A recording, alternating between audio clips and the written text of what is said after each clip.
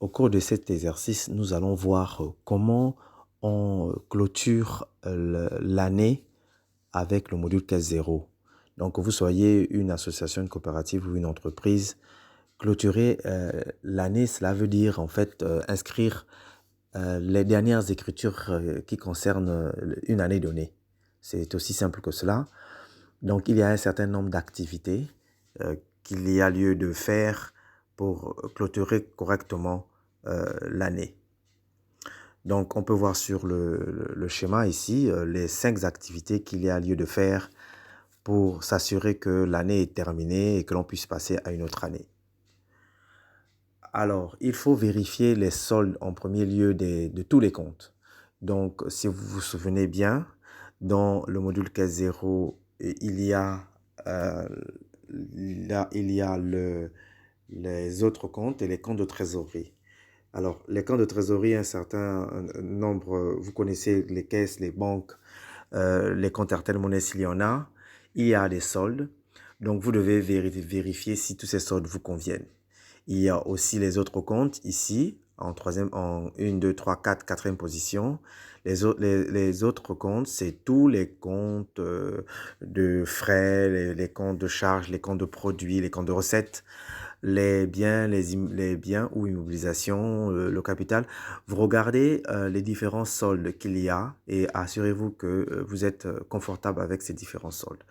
Donc, c'est une activité, le contrôle des soldes est une activité très importante dans l'achèvement d'une année donnée, l'achèvement de module d'une année donnée avant de passer à l'année suivante.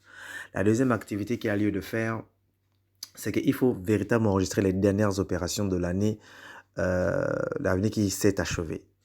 Parce qu'on peut être le 5 janvier, le 10 janvier, et ne pas avoir encore fini de comptabiliser, d'enregistrer toutes les opérations qui ont eu lieu en l'année précédente. Alors, ce n'est pas très compliqué. Dans les transactions, vous avez vu que la première colonne, c'est la colonne date. Donc, même si on est en janvier, inscrivez toutes les dernières écritures en écriture de régularisation, c'est-à-dire que mettez la date du 31 décembre de l'année passée. Donc, c'est ça en réalité la deuxième activité qui consiste donc à enregistrer les dernières opérations de l'année N en écrivant comme date le 31 décembre de l'année N. La troisième activité qui est importante, c'est l'activité qui consiste à faire l'inventaire des immobilisations et d'enregistrer les amortissements, la valeur des amortissements. Nous avons vu cela ensemble dans un précédent exercice. On ne va pas regarder cela encore aujourd'hui, mais je veux dire, dans le détail des immobilisations, vous avez une liste de biens que vous avez, qui composent les équipements, le matériel, etc. de votre entreprise, de votre association ou bien de votre coopérative. Vous devez vous assurer que tous ces biens existent bel et bien, hein, et vérifier si les valeurs qui sont là présentes sont les vraies valeurs. Si ce n'est pas présent, on est dans une situation d'inventaire, vous sortez le bien parce que vous ne l'avez pas vu, ou vous enregistrez de nouveaux biens parce que vous avez oublié de le comptabiliser. Donc, l'enregistrement des biens est très important. Il y a une valeur très importante qu'il va falloir prendre lorsque l'on va comptabiliser les amortissements. Rassurez-vous, sautant une seule fois. Tout en haut, là, vous avez 3,8 millions, par exemple, dans notre cas, qui représente la totalité des pertes de valeur de nos biens pour l'année N. Donc, c'est cette valeur-là qu'il va falloir comptabiliser tel que nous avons vu dans l'exercice de comptabilisation des biens et des amortissements des biens.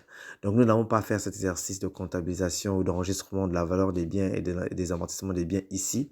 Nous voulons simplement rappeler ce qu'il y a lieu de faire lorsque l'on clôture une année, lorsqu'on achève une année. Il faut faire l'inventaire des biens et comptabiliser la perte de valeur de ces biens, c'est-à-dire les amortissements. Il y a comme quatrième activité l'inventaire des stocks. Vous avez, comme avec les biens, vous avez ici le détail de stock que l'on verra dans un autre exercice. Vous avez la liste de vos stocks, la quantité de stock et la valeur de ce stock. Donc, il est extrêmement important d'aller faire les inventaires physiques de ces stocks et de les comparer avec la liste qui se présente là devant vous. S'il y a des différences, vous régularisez, c'est-à-dire que vous enregistrez les stocks euh, qui sont présents physiquement mais qui ne sont pas dans le fichier et vous retirez, vous enlevez les stocks qui sont présents dans le fichier mais qui ne sont pas réellement vérifiés dans le magasin du stock. Donc, l'inventaire de stock est une activité d'achèvement d'un exercice qui est très, très, très importante. Donc, n'oubliez pas, quand vous clôturez l'année, de faire l'inventaire des stocks. Enfin, la dernière activité, c'est d'inscrire le résultat. Donc, maintenant qu'on a enregistré toutes les opérations, toutes les transactions, il y a une dernière transaction qu'il va falloir faire avant de passer à l'année suivante. En réalité, c'est même la première transaction de l'année suivante. Donc, nous allons voir comment on procède. Alors, donc vous voyez dans transaction, vous enregistrez la première opération de l'année suivante. Voilà, vous enregistrez la première opération de l'année suivante. Donc, au 1er janvier 2021. Voilà. Et c'est une opération d'enregistrement du résultat, donc il n'y a pas de tiers. Alors ici, vous enregistrez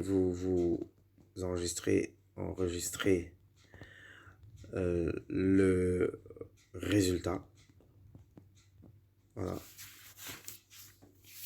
Voilà, tel qu'il est.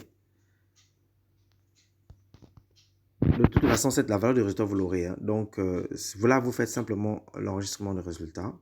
Évidemment, là, on n'a pas affaire à une dette, donc à une dette d'exploitation. Donc, toutes ces 4 colonnes-là sont à 0. Voilà. On n'a pas eu affaire à un compte de trésorerie. Donc, là aussi, c'est aucun compte de trésorerie. Donc, les valeurs ici aussi sont à 0. Donc, il va falloir qu'on inscrive le résultat, on a dit. Donc, le résultat a un compte. En fonction des informations que va vous donner le module Caisse 0, vous saurez si l'information à enregistrer, c'est un résultat positif ou un résultat négatif. Voilà, ici. Donc, dans notre cas d'espèce, supposons que le résultat soit négatif de 279 350. Donc, le résultat est négatif. Donc, ce qui veut dire que le résultat négatif augmente de 279 350. C'est juste un exercice. Hein, c'est juste pour montrer comment on fait. Donc, on a un résultat négatif. On enregistre le résultat négatif. Voilà. Et pour finir l'enregistrement, nous allons aussi enregistrer, positionner ce résultat négatif dans le cumul de tous les résultats.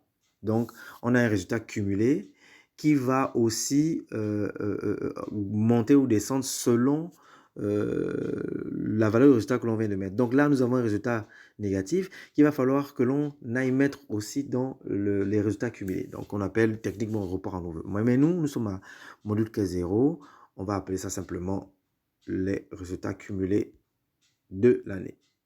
Donc, on est toujours au 1er janvier 2021. On a dit, quand on clôture l'exercice, la première écriture que l'on fait à l'année suivante, c'est bien l'enregistrement des résultats. Donc là, on n'a pas de tiers en question. Et là, on enregistre le résultat, notre résultat négatif, dans les résultats cumulés. Voilà. Donc, le plus important, c'est de savoir que c'est juste ça. Cette écriture-là se fait une seule fois par an. Donc, ce n'est pas très difficile. Vous aurez la outline. Si vous êtes un peu perdu, vous pourrez toujours appeler pour que l'on reprenne cet exercice qui ne prend que quelques secondes. Donc, alors, là, on n'a pas affaire à une dette. Donc, c'est 0. Voilà. Donc, on n'a pas de compte trésorerie lorsque l'on enregistre les résultats. Donc, ici aussi, c'est aucun compte de trésorerie.